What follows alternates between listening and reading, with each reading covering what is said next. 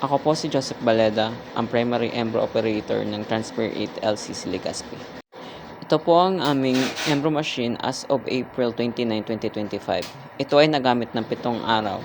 Madalas itong magamit. Naka 175 pieces kaming output last week. Ito po ang aming monitor, USB port. Ito naman po ang needle bar. Maayos naman po ang needle alignment. Maayos din po tumahi.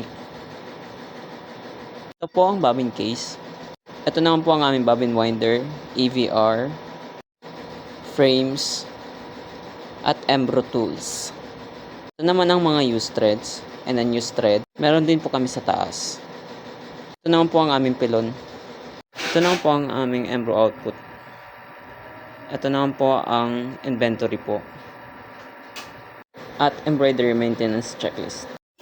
So for maintenance naman po, lagyan po natin ng oil yung loob.